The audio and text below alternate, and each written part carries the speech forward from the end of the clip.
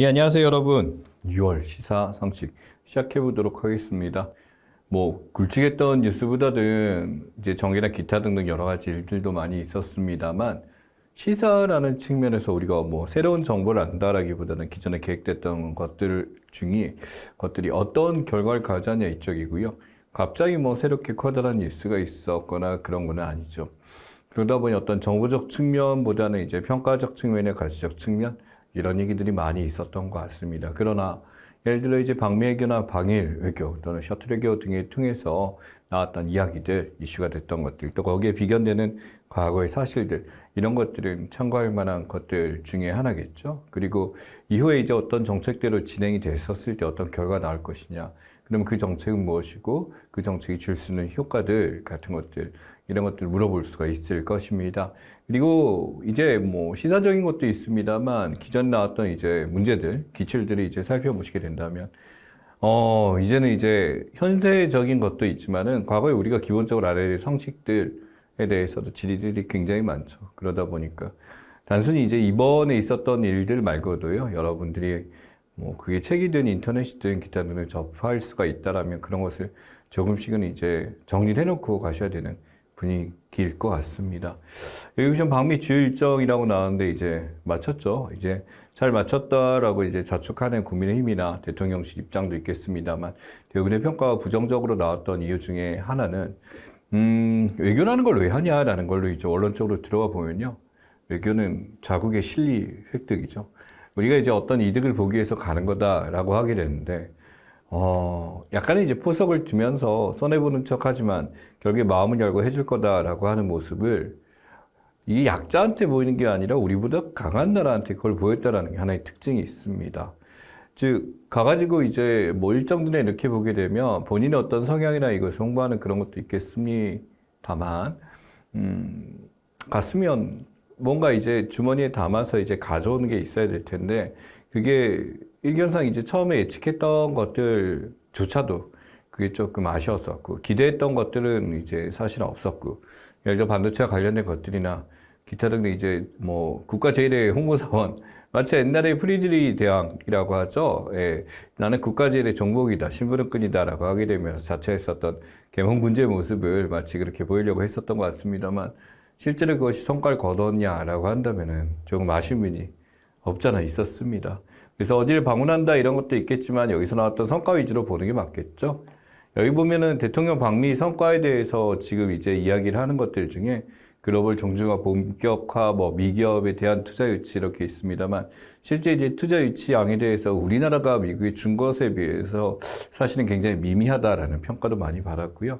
첨단산업 협력 강화라고 표현은 해놨습니다만, 실제 우리가 갖고 있는 첨단산업, 특히 반도체 측면이나 자동차 관련해서 이제 배터리 관련 이런 짓들에 대해서 이제 중국에 가 있는 공장들이나 기타 부품들에 대해서 어느 정도 완화 조치를 열어주기를 원했고, 거기에 대한 딜을 치기를 원했었는데 사실은 명백하게 나오진 않았죠. 안보동맹 강화에 대해서 이제 워싱턴 선언에 대한 이야기를 하고 있습니다. 가장 자축하는 부분 중에 하나긴 합니다만, 막상 여기에 대해서도 이제 대통령실에서 공부한 것과 실제 미국의 입장이 조금씩 차이가 있다는 걸 보이게 되면서 과연 이게 맞나? 라는 생각을 하기도 했고요. 통상 현안 해결 창구 마련이나 이제 평범한 얘기들 꺼내고 있습니다. 기업 방미 사업에서 새로운 기업 네트워크 구축이다. 언제든지 이건 이뤄가지죠. 그래서 이번에 방미 일정에서 그 어느 때보다도 많은 기업들이 참여를 했다라고 하게 되는데, 그 기업들 입장에서 어떤 성과가 있었냐 하나하나 뜯어봐야 되겠습니다만, 과연 이것이 우리나라 국익에 완전히 도움이 되는가? 아니면 그 기업 자체의 어떤 성장에만 도움이 되는 것인가? 이런 걸 또 구분해서 볼 필요가 있는 거죠. 미국에서 어떤 성과를 거뒀다라고 했었을 때 그 기업을 통해서 우리나라의 어떤 일자리 개선이라든지 가져오게 되는 변화가 있어야 할 텐데 그게 딱히 없었다라는 거고요. 시장환경 이해도 제고를 지금 한다? 조금 애매하긴 하죠. 예, 그래서 지금 이거는 어떤 자축하는 측면에서 나와 있는 성과이기 때문에 우리가 보긴 그렇고요. 이 방미 성과에 대해서 가장 컸던 것 중에 하나라고 평가받는 것이 기업이 많이 갔다 이거 중요한 거 아니죠. 바로 워싱턴 선언에 대한 이야기 할 수 있습니다. 그래서 나름대로 우리나라가 핵 우산에 대해서 이제 거기에 편제됐었고, 이 북한의 피해기나 이런 거에서 충분히 막을 수 있는 안전장치를 만들었다라고 얘기하게 되는데, 이것은 어떻게 보면 또 다른 족쇄다라는 말도 있죠. 그래서 결국에 우산이 들어갔다라고 한다면 결국 그 미국이 우리나라하고 같다라는 얘기를 했었습니다만 미국 그렇게 하지 얘기한 적 없는데 라는 상황으로 했었죠. 자, 그래서 여기 보시면은 한미 워싱턴 선언의 주요 내용입니다. 이 나토 핵계획 그룹 우리 사례 나와 있습니다만 실제로 이제 미국 전략 자산에 대해서 이제 공유하고 이렇게 되는 것들 이야기합니다. 그래서 실제로 이제 미국, 캐나다나 이런 국가들 이 구소련이 이제 커지는 것을 막기 위해서 만들었던 것이 핵계획 그룹이 됐었고요. 이 어찌됐든 핵에 대해서 공인합니다만 결정 권자는 미국 대통령이라는 건 변함은 없어요. 그래서 전략자산 배치에 대해서 지금 이렇게 되는 거고 이 미국이 사용 결정 권한 마지막에는 이렇게 가지고 있다라는 게 있고요. 우리나라는 이제 이쪽에는 핵협의 그룹에 대해서 서태지 미국 전략자산 사용 계획 확정제 계획 공유를 논의한다라고 있습니다. 그래서 일부 담당이 아니라 단순히 논의에 대한 얘기를 하고요. 한국이나 미국의 전략자산 배치는 없다라고 하게 되는데 나름대로는 전략자산 배치 결정에서 그 선의 억지 정치를 구체적 명시적으로 하는 것이 핵계획 그룹의 특징이다라고 얘기하는 거죠. 그래서 이게 이 핵계획 그룹보다 훨씬 더 이제 높다라고 해서 이게 상설간 이제 논의가 가능하기 때문에 했지만은 분명한 것은 이쪽처럼 그 핵 자체가 우리 것이다라고 해서 핵을 공유하면서 지내는 것이다라고 구체적으로 얘기하는 굉장히 힘들다라는 거죠. 이 한국 정부에서 워싱턴 선언 핵공유라고 선전한 것에 대해서 이 미국의 입장이 나중에 밝혀지게 된 것은 자기네들은 그렇게 핵공유라고 보지 않는다라는 입장으로 발을 빼게 되면서 굉장히 머쓱하게 만들었던 사례가 됩니다. 그래서 이 핵협의 그룹인지 핵계획 그룹인지 여기에 대해서 두 개를 구분하는 거 여러분들 기억을 해주셔야 될 것 같고요. 그래서 어찌됐든 간에 한반도에서 있는 어떤 핵억제 작용에 대해서 같이 노력한다는 얘기는 같습니다. 그래서 핵강성 금지 조약에 대해서 이제 확장 억제를 같이 하겠다. 우리나라 핵에 대해서 노출되거나 있는 위험을 막겠다라는 것은 적어도 공개적으로 이야기한 것입니다. 그래서 이런 한미 입장차에 대해서 보시면 사실 핵공이라고 얘기를 합니다만 여기 보시면 이제 이후에 얘기한 케이건 백악관 국가안보회의 국장 얘기는 핵무기 통제에 대해서 확정제 공유 확인 약속이지 핵 공유는 아니다라고 구체적으로 못을 박아버렸어요. 그러다 보니까 우리가 알고 있는 것들에 대해서 이것이 과연 맞나? 그렇게 많이 해줬나라는 것도 있고 거기에서 실제 이제 노래를 부르거나 이렇게 됨으로써 뭐 굉장히 친숙하게 이제 보였다라고 하게 되는데 또 하나 또 아쉬웠던 거는 이제 투자 내용에 대한 얘기죠. 실제로 이제 우리가 이제 받게 되는 돈이 거의 뭐 8조 원 정도라고 하는데 우리가 그쪽에 투자이 133조 원 정도 있었고 넷플릭스에 투자 처음에 하면서 굉장히 큰 것처럼 얘기했지만 사실은 전부 다 약속이 되어 있었던 것들 중에 하나였죠. 그래서 미국 기업의 한국 투자 내용을 살펴보시게 되면 그렇게 큰 나라는 딱히 없습니다. 근데 한편으로 우리나라 거기에 가서 하는 것들을 보게 되면은 100조가 넘는 굉장히 큰 이야기가 되고요. 또한 이 핵억지나 워싱턴 선언을 통해서 원전 수출이나 이런 것들이 굉장히 힘들어지게 됐다라는 얘기도 할 수 있기 때문에 다른 말로 이것을 핵족쇄다라는 표현까지 나오게 됐죠. 예, 워싱턴 선언은 알고 가시면 될 것 같고 이 핵에 대해서 이제 고민하는 거에 대해서 핵협의, 핵기획이라는 개념에 대해서 정리하고 가시면 될 것 같습니다. 자, 그 다음에는 화이트리스트, 한일 수출 규제 분쟁일지 나와 있습니다만 일본하고도 만났죠. 한일 정상회담에 대해서 이제 셔틀핵에 있었을 때 우리나라가 일본에 가서 이제 했었던 것은 굉장히 비판적 여론들이 많이 있었습니다. 그렇다면 이제 이 일본 입장에서도 우리나라에 와서 기시다가 이 윤석열 대통령이 보여줬던 것처럼 남들 사과도 하고 이제 좀 모습을 보일 것이다라고 예측을 했었는데 네버 전혀 그런 거 없었죠. 왜 그럴까요? 예, 그래서 실제 이제 강제징용 피의자에 대한 사과 없었고요. 이 화이트리스트 원상 회복에 대해서 이제 끊임없이 얘기 나옵니다만 또 이제 여기서 말은 하겠다라는데 이제 또 일본 들어가서는 딱히 거기에 대해서 이제 구체적인 명시적으로 얘기를 안 하고 있는 게 지금 상황입니다. 그래서 2023년 최근에 보시게 되면 제3자 변제 방안 발표하게 되면서 여기에 대한 사과도 얘기를 했었고 이 분쟁이 잠정 중단함으로써 분쟁에 대해서 이제 약간의 이제 서로 이제 마음을 짓는 모습이었고요. 양쪽 수출 규제 해제에 대해서 지금 얘기를 하고 제소 취하까지 여기까지가 지금 이끌어냈던 것들 중에 하나였는데 실제 이런 사과라고 화이트리스트로 갈 것이냐라는 것에 대해서 명확하게 아직 대답을 못했습니다만 뭔가 이제 더 다른 카드를 원하지 않을까라는 생각이죠. 왜냐면 처음에 이제 셔틀핵가 오기 전에 일본에 가서 보였던 모습이 굳이 일본에서 요청하지 않은 것들까지 마구마구 이제 퍼주는 모습을 봤기 때문에 호의가 계속되면 걸린 줄 알죠. 굉장히 우습게 본 게 아닌가 싶습니다. 그래서 여기서 보자면 실제 이제 일본에 이제 보따리 장수처럼 이렇게 들고 왔지만 막상 이제 기사가 와서는 개인적으로 유감이다 그러면서 옆쪽 한인점도 이렇게 주고 가는 이런 형태고 실제로 여기에 어떤 사과라고 할 만한 내용은 없었다라는 것을 보이게 됨으로써 실제 이제 일본 입장에서는 엄청난 외교 기시다의 입장에서 엄청나게 외교적인 성과를 거뒀다라는 평가를 할 수밖에 없는 거였고 이게 어떤 일본의 노력으로 이루어졌다라고 보기로 되게 애매한 상황이 됐었던 거죠. 가장 이슈가 되는 게 바로 이 후쿠시마 오염수에 대한 이야기입니다. 문제는 이제 전문가들 판결에서 여기서 이제 이 판정단이 가야 된다라고 하는데 시찰단이 갔다는 거죠. 실제 이걸 보고 나서 이렇게 됐다. 물론 이제 선왕선례가 많이 오고 가고 있습니다만 우리나라의 이제 천이염 사태나 기타 등의 이제 어떤 해설물에 대해서 사람들이 굉장히 기피하는 현상들이 많이 나타난 게 이 후쿠시마 오염수가 계속적으로 방류가 되고 있고 일본 측의 입장에서는 이것이 굉장히 희석되고 한 거기 때문에 위험도가 매우 낮다라고 해서 얘기를 하고 있습니다만 이거 일본의 말이고요. 우리나라 입장에서 이것을 증명해 달라라고 이제 계속 얘기를 하죠. 물론 이제 몇몇 학자들 입장에서 이게 굉장히 희석돼서 한국에 피해를 준다라는 것을 구체적으로 증명하기 힘들다라는 걸 계속합니다만 왜 국민들이 불안해할까요? 그러니까 국민들은 이제 거기에 호도됐기 때문에 넘어가서 아무리 전문가가 이런 얘기를 해도 믿지 않기 때문이다라고 일반화시킬 수도 있습니다만 다시 돌아가 보자면 정말 이렇다 안전하다라는 것에 대해서 명확하게 볼 수 있는 검증 시스템을 가지고 어떤 이것을 보여준다라고 한다면 전혀 문제가 없을 겁니다만 단순 실찰단이 가서 그들이 이제 브리핑하는 것만 보고 그렇게 왔다는 게 문제가 되는 거죠.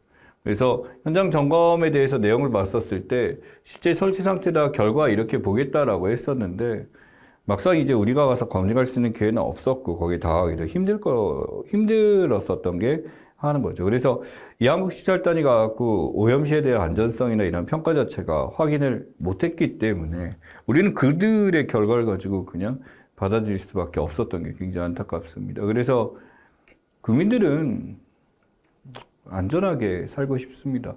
그게 가장 단순한 거고, 그게 안전권이라고들 하죠. 우리가 사회권 위에 나와서 이제 확정된 인권 중에 하나입니다. 어떤 불안이나 이런 것들에 대해 싸우고 행복을 추구하고 인간의 존엄성을 지킬 수 있는 그런 인권적 보호 차원에서 이것을 해달라고 요청했을 뿐인데, 그저 일본 간의 관계가 어떻다라는 걸 눈치를 보면서 이런 식으로 결정한 것에 대해서 너무 아쉬울 수밖에 없는 것 중에 하나죠. 그러다 보니까 실제 이제 시찰단이 가서 살펴보는 것이 아니라 실제 검증을 못했다라는 거에 사람들은 불안해질 수밖에 없었던 게 바로 이거고요. 지금도 이제 시위가 계속되고 있는 영향 중에 하나입니다. 자꾸 이 김대중 오부치 선언에 여기에서 붙여지게 되는 얘기. 그래서 이것은 이제 양측 간의 어떤 받아들이고 협상 카드적인 면에 대해서 서로 간의 상호 간에 이루어진 거다라고 한다면 지금 우리는 봤다시피 거의 일방적으로 이것을 주었기 때문에 외교적으로 큰 실패를 봤다라고 평가를 받는다는 점에 있어서 한일의 그 역시 굉장히 좀 아쉬운 것이 아닌가라는 생각을 많이 줬습니다. 여러분 입장에서는 이제 후쿠시마 오염수에 대해서 갑자기 시찰단이다라는 거 기억하시면 될 것 같고요.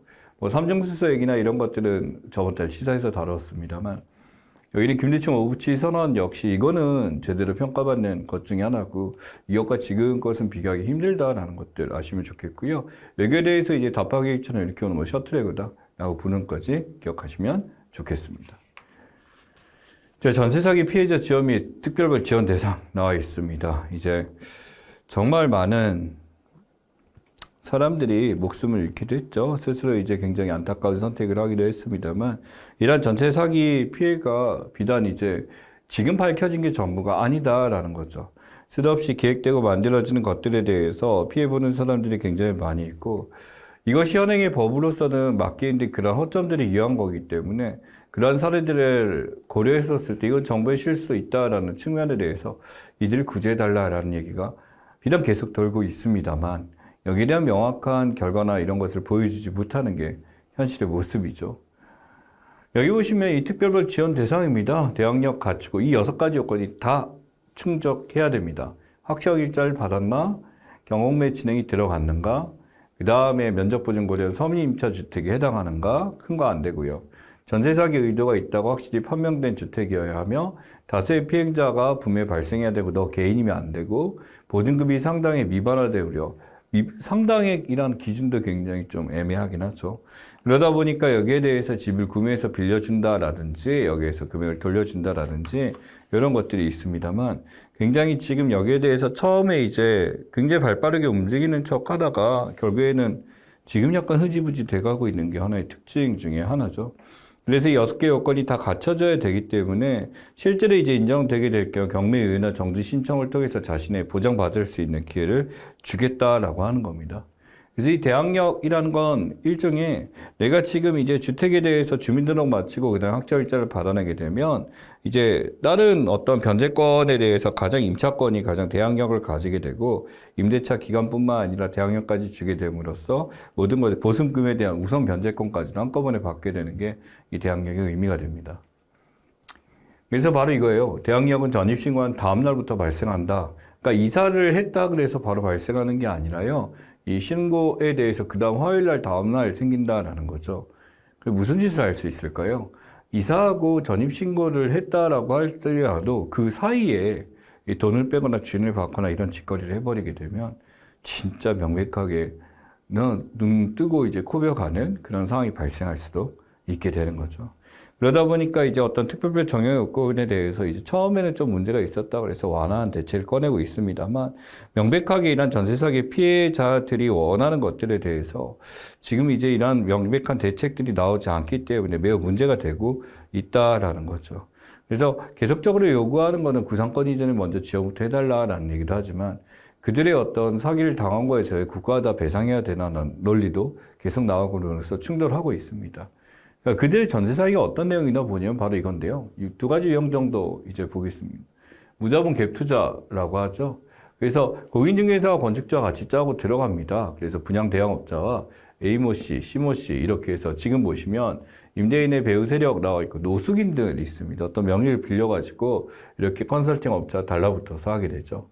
그럼 여기서 이제 임대인들이 있게 됩니다. 뭐 빌라의 신인이 빌라 왕인이 해가지고 이런 식으로 해서 같이 끼게 되고요. 바지 임대인들도 여기 붙어 있게 됨으로써 사람들이 이렇게 보증금 양쪽에 대해서 전부 다 지금 위반 하나하고 이제 들고 나르게 되는 이런 것 중에 하나가 됩니다.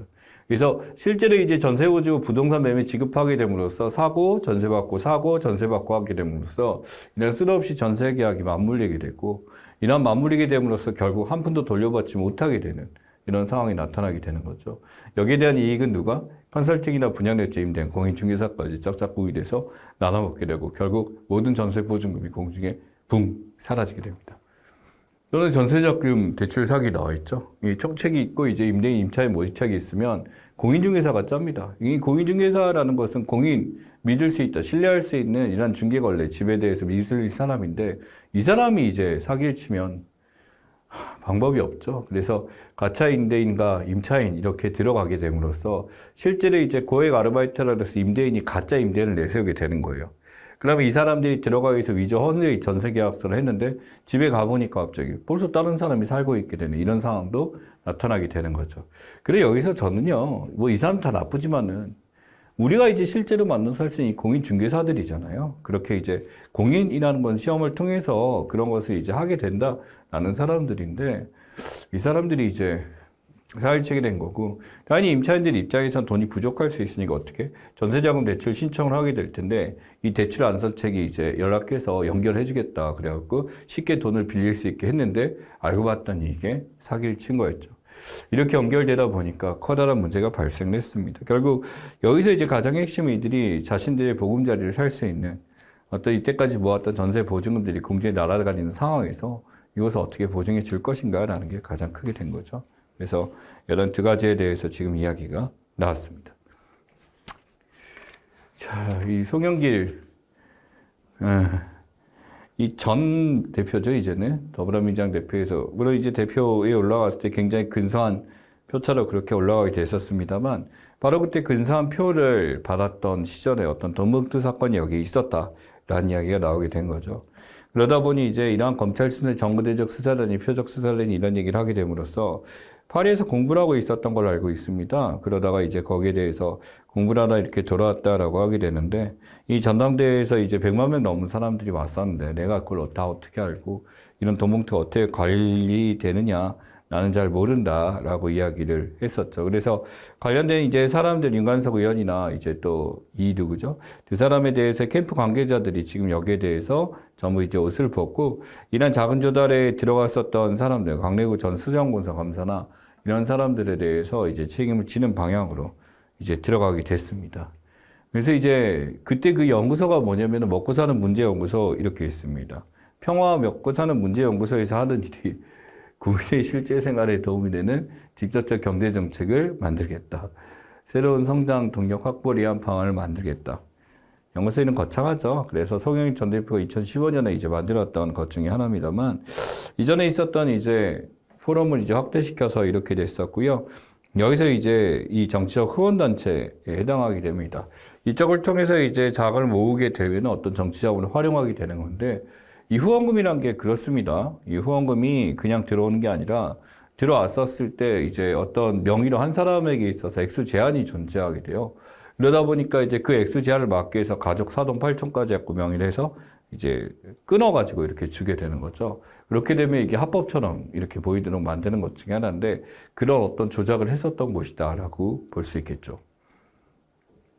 그래서 이 전당대회 돈봉투 같은 경우는 자, 이게 국회의원 돈을 뿌릴 필요가 있다. 그래서 여기서 지금 보게 되면 3천만 원 정도 이렇게 봉투 이렇게 돌렸다라는 거죠. 그래서 여기서 민주당이 10명한테 이렇게 돌리게 됐고, 그 다음에 아래쪽에는 강래구 이제 전 수장공사 감사죠. 900만 원 해갖고 지역 본부장 돌려주고 본부장들한테 이렇게 돈을 걷게 되고요. 그래서 권리당원 포스파기 위해서 돈봉투 살포라는 걸 한 거죠. 근데 지역 상황 실장한테도 이렇게 돌려주게 됨으로써 9,400만 원까지 이렇게 해서 현금 제공 등을 했었다라는 겁니다. 그러니 이건 뭐냐면 돈봉투 살포를 통해서 그 당시 당대표 선거에 들어가는 것들에서 표를 확보하기 위한 이런 건데 이렇게 돈 로비가 있었던 것 중에 하나입니다만 문제는 이 돈봉투라는 것이 당내 선거에서 이루어졌다는 게 특징인 거죠. 우리가 알고 있는 이제 뭐 국회의원이나 어떤 지자체 선거나 이런 데서 돈봉투 하게 되면 이건 완전히 아웃이 돼버립니다. 근데 문제는 이제 내부적인 상황에서 이렇게 해줬기 때문에 규정이 따로 있는 것이 아니라 자체적인 윤리를 통해서 제소를 하거나 이렇게 됩니다만 이게 어떻게 보면은 그들만의 선거 속에서 이렇게 돈을 주고받은 것에 대해서 당연히 국민들은 분개할 수밖에 없는 내용이다라고 볼 수 있겠죠. 그러니까 비단 더불어민주당만 이랬냐라고 한다면 이 김연아 의원이죠. 이 국민의힘 김연아 전 의원이 됐습니다. 진짜 이제 됐었을 때 활발하게 나와가지고 활발하게 활동하셨던 분들 중에 하나인데 이 당협 운영 회비라 그래갖고 돈을 걷었는데 이게 직접 쓴 거예요. 옛날 때는 사실 좀 부담이 되고 있다. 그래서 도와주신 분들 이렇게 해서 되고 동료하셔서 지금 전부 다 이제 내기를 바란다. 납부 마무리하세요라고 하는 거죠. 그래서 이제 비닐하라더니 이거 버릴 것 좀 모아주시고요. 라고 하게 됨으로써 실제로 이제 돈을 직접적으로 의원이 나서서 각 밑에 있는 회비를 걷게 되는 것 중에 하나입니다. 그래서 실제 임차보증금 대납까지 전부 다 하게 되면 6천만 원 이상이다 그러는데 눈에 보이는 게 아니라 더 이상인데 문제는 이게 실제로 이제 육성이 녹음된 파일까지, 녹취 파일까지 이제 들었다라는 게 특징이 된 거죠. 그래서 결국 이제 당무감사에서 조사를 하다 보니까, 자기가 이제 여기에 대해 떳떳하다라고 얘기했습니다만 법적으로 문제될 것이 없다라고 얘기를 하게 되면서 했습니다만 실제로 이제 각 시의원급들은 200만 원, 밑에 있는 당협위원장 같은 경우 운영위원 같은 120만 원씩 해서 돈을 걸어서 이렇게 됐었다라는 것 중에 하나죠. 그래서 실제로 이제 자신의 시의원들을 자신의 돈벌이 수단을 이렇게 모았다라는 것은 어떻게 보면 되게 한심한 모습이 아닐까라고 생각을 합니다. 한미 기준금리치 지금 쭉쭉 올라가게 되는데 4.75 이제 0.2 올라가게 됨으로써 떠올리게 된 거죠. 이 미국이 이제 이렇게 소폭 인상했다라고 하게 되는데 이 금리 인상을 이제 중단하겠다라는 얘기는 뭐냐면 이제 자기네가 금리로 쌓을 수 있는 것은 할 만큼 다 했다라는 신호를 보이는 거예요. 그리고 나름대로 어떤 미국의 경제 상황 자체가 일반적으로 사람들이 알려진 것들에 비해서 굉장히 지금 안정적으로 흘러간다라고 보고 있거든요. 문제는 이제 미국이라는 그 덩치가 이제 금리를 올리게 될 경우 주변 이제 관련 경제 연계국들한테 미친 영향이 굉장히 크다라는 것이 문제가 됩니다. 한미 금리차가 1.75% 지금 보시면은 3.5에서 4.75까지 지금 나왔던데 1.25%죠. 여기서 이제 이 금리차가 0.2 올라가게 되면 1.75까지 이제 올라가게 됩니다만 결국 이게 미 금리가 이렇게 비싸지다 보니까 이 금리차에서 나타날 수 있는 수만 가지 상황들이 나타나게 되는 거죠. 그러다 보니 어떤 이 금리가 높이게 되면 고용이나 어떤 인플레이션 문제에 대해 봉착할 수밖에 없게 되는데 이 금리를 당연히 올리게 되면 인플레이션을 막을 수 있고 고용적 측면에 대해서는 약간 아쉬울 수 있지만 생각보다 이 고용이 잘 유지됐다라는 것이 미국 입장에서 성공을 한 거죠. 여기에 대해서 바로 금리를 올리는 그 자체가 아니라 금리를 올린다는 시그널만 주고 올리지 않게 되면 당연히 이게 금리가 올라갈 때를 예측해서 사람들이 마구 긴축을 하기 때문에 남들 조정을 잘 한 바도 있었을 것 같고요. 두 번째는 이제 미국 시장 자체의 특징이기도 합니다만 미국의 은행이나 이렇게 조금 이제 파산이 됐었습니다만 거기에도 이제 견고하게 안정적으로 흘러간 거에 대해서 굉장히 미국이 커졌다라는 거죠. 그래서 이제 누적 긴축도 고려하겠다라는 것에 대해서 이제 미국 시장에 꺼냈고 문제는 이제 우리 쪽에서 풀어나가는 건데 우리나라로 어떤 한국은행의 입장에서 지금 이런 상황에서 굉장히 나름대로 잘 선방했다라고 이야기를 합니다. 근데 문제는요, 이 금리 자체가 모든 것을 다 보여주지는 않거든요. 그러니까 이게 뭐냐면은 금리가 오른다 그래서 실제 시장금리라는 것이 있고 기준금리라는 것이 있는데 이 둘 간에는 충분히 차이가 발생한다라는 겁니다. 그러니 기준금리를 올린다 그래서 시장금리는 반동하지 않을 경우도 많이 있고요. 여기서 이제 그간에는 시간차 갭이 존재하기 때문에 꼭 이게 금리를 올린다 그래서 무조건 공포를 가질 필요는 없다라는 것을 기억을 하셔야 됩니다. 그러니까 연준 입장에서는 이제 물가지표의 PCE를 많이 보는데 이 물가 소비 지수죠. 개인 소비 지출 자체가 이제 굉장히 커졌다라는 거예요. 그런 이제 개인 소비 지출까지 4.6% 커지기 때문에 당연히 인플레이션이 수반될 수 있을 정도로 이렇게 커졌다라고 한 다음에 금리 인상을 다시 한번 단행할 수 있는 수단이 되기도 했었죠.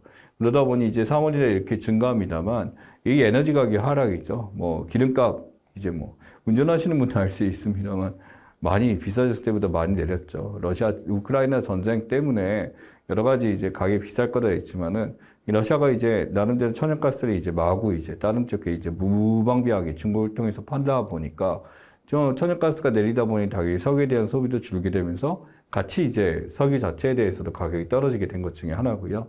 또한 코로나 시대에 대해서 이제 코로나 넘어가는 이제 엔데믹이 넘어가는 시기가 되면서 개인소득의 증가가 어떻게 보면 미국의 소비를 이제 부음을 일으켰다라고 지금 보고 있습니다. 근데 여기서 인플레이션의 연준 목표 2%니까 이걸 돌리기 위해서 한 번 더 금리 인상을 가겠다라는 신호를 한 거죠. 또한 이제 금리 인하에 대해서는 아직까지는 없다라는 걸로 명확하게 잡았기 때문에 똑같은 이제 긴축 재정이 계속되겠다라는 것을 유추할 수가 있을 것 같습니다. 자, 금리에 대해서 이렇게 금리가 오를 경우 어떻게 될까? 금리차가 되면 경기 침체가 계속된다라는 거예요. 당연히 금리가 비싸니까 어떤 무역 거래나 이런 것들을 줄게 되고요. 고금리가 장기화되겠죠. 금리가 비싼 상태로 유지가 되니까. 자, 지정학적 리스크 있습니다. 달러 강세가 이제 금리가 비싸니 미국 돈 구하기 힘들죠. 달러 강세 대구는 자국 우선주의 확산. 그래서 이런 금리 인상이 어떻게 보게 되면 미국의 기축통화적 성격에 대해서 계속 유지하고자 하는 것이 아닌가라는 얘기도 계속하고 있습니다. 긍정적 요인 같은 경우는 이제 긴축 기조가 마무리되고 있구나라는 거죠. 물론 긴축 계속하겠다 말만 했지만 올리지 않았기 때문에 여기에 대해서 이제 투자심이 어느 정도 회복되고 변화 있지 않을까? 자, 미국에서 소비가 내려간다는 우리 물건도 많이 팔릴 수 있겠죠. 또한 인플레이션 완화가 어느 정도 되겠구나라는 것에 대해서 얘기를 할 수 있고 러시아 우크라이나 전쟁의 종전에 대해서도 기대를 하고 있습니다. 물론 아직까지 완벽한 종전이 된 건 아니지만 이전에 비해서는 이제 많이 다운된 건 사실이다라고 보고 있는 것이 이쪽이죠. 그래서 이제 금리 인상을 또 할 것 같지는 않다라는 게 일반적인 생각이고 한국은행 역시도 이제 마찬가지 입장을 보여주고 있습니다. 그래서 기준금리 변동이 어떻게 될까? 단기금리 변동은 장기돼서 실민경제 영향 주고요. 환율 같은 경우는 보다시피 금리 변동에 대해서 원화 가치가 바뀌기 때문에 여기에 대해서 물가 국제수지 변화까지 따르고 자산 같은 경우도 이제 금리의 올라감에 따라서 이런 자산 가치의 변화 또는 경제 주체에 따라서 물가 영향 주는 거 당연히 나타나게 됩니다. 그래서 기준금리 변동에 대해서 다양한 변동에 대해서 각 주체들이 어떤 변화가 있는지 물을 수 있는 문제도 나올 수 있으니까 기억하시면 좋겠습니다. 자, 윤리위에서 김재원, 태영호 징계를 했었는데 이제 태영호 의원 최고위원이 아니게 됐죠. 아웃되게 되고 이제 새로 뽑히게 된 사람이 등장하게 됐습니다. 김가람이던가요? 그 호남 쪽 대표로서 나왔던 사람이고, 김재원 최고위원은 그 자리를 그냥 유지를 했죠. 유지를 해가지고 다음권 정지가 1년이나 됐었습니다. 내년 총선에는 안 되도록 이렇게 잡았습니다. 그래서 이쪽에서 실제 징계 전 자진 사퇴를 했기 때문에 이 다음권 1년에 대해서는 김재원 최고위원회만 주는 걸로 이렇게 됐고요. 태의원 입장에서는 이제 3개월까지 이렇게 주게 됨으로써 좀 바꿨습니다만, 문제는 이들이 했었던 발언들이죠. 빤스 목사라고 그러죠. 정관 목사하고 그 관계 속에서 막 얘기를 해서 말실수를 한다든지, 5.18이나 기타 등등 이제 제주 4.3 사태를 격이났다라는 발언이나, 북한 쪽에서 이제 있었기 때문에 그쪽에서 했던 말을 이제 정제하지 않고 얘기하거나, 다양한 이제 사고를 치게 됨으로써, 나름대로 이런 국민의힘 최고위원들이 문제를 설화라고 하죠. 혀로서 만든 화를 많이 일으키다 보니까 많이 상황이 안 좋아졌던 것은 사실입니다. 특히 이제 이 후원금 문제도 있었는데, 이 태의원에 대해서 이제 후원금에 대해서 정치후원금의 얘기가 나왔죠. 자신의 지역구 시구위원들한테 이 정치후원금을 받았다라는 거고, 이게 쪼개기 방식으로 됐었다라고 하게 되는 게 뭐냐면, 이게 후원금의 양식을 볼까요? 특정한 정당에서 이렇게 받게 됐을 때 기부자가 선관위 등록때 후원회를 통해서 공제에 지급한다 이렇게 나와 있습니다. 바로 뭐냐면 이 선관위 등록이기 때문에 모든 영수증이나 이런 것들에서 공개적으로 다 나오게 되는 거죠. 그래서 금전, 유가증거, 그 밖에 물건 등이 여기서 되기 때문에 직접 받으면 당연히 문제가 되겠죠. 그러다 보니까 후원회를 통해서 이렇게 수령하는 방식으로 이렇게 되는데, 태의원 역시 이렇게 냈었다가 이 후원인들에 대해서 A가 준다거나 A 직계가족들 몇 명씩 나눠서 내는 방식으로 해갖고 액수를 높이게 냈었던 것 중에 하나죠. 기원한도가 보게 되면 후원에 기부할 수 있는 2천만 원이다 지금 나와 있고, 대통령의 예비 후보자 이렇게 되는 공직선 후보자 같은 게 500만 원까지 후원한다 라고 지금 나와 있습니다. 그렇다 보니까 이 액수가 어느 정도 한도를 넘어가면 안 되죠. 그래서 연 120만 원 이하 후원 임명으로 기부할 수 있고, 후원 1회 10만 원 이하 이렇게 나와 있죠. 그러니 뭐 100만 원짜리면 쪼개갖고 가족들에서 나눠주는 식으로 이렇게 했기 때문에, 이걸 구체적으로 했다는 게 이제 녹취가 되고 얘기가 나오다 보니까 커다란 문제가 됐다라는 것 중에 하나입니다. 그래서 이제 여기서 이제 다르게 나오는 게 기탁금이라고 있습니다. 정당에 기부자는 개인이 정치적 규제에 선관위에 기탁하는 것들이죠. 그래서 기탁하는 거에 대해서 이제 정당이 지급하는 거 대상이 두고 정당이 가져가면 기탁금이 되고요. 개인이 이제 가져가게 되면, 정당 정치인에 가져가게 되면 후원금이다라는 거니까 후원금과 기탁금의 차이는 또 인지를 하셔야 됩니다. 또한 이제 정치자금에 대해서 어떤 청탁이나 어떤 문제가 될 수 있기 때문에 당연히 이 사이에는 선관위가 들어가서 하게 됩니다만, 이 선관위도 지금 문제가 많죠. 선관위로 뽑혔던 선관위원들 자식들 전부 다 취업을 시키는 바람에 문제가 많이 됐었던 것 중에 하나입니다.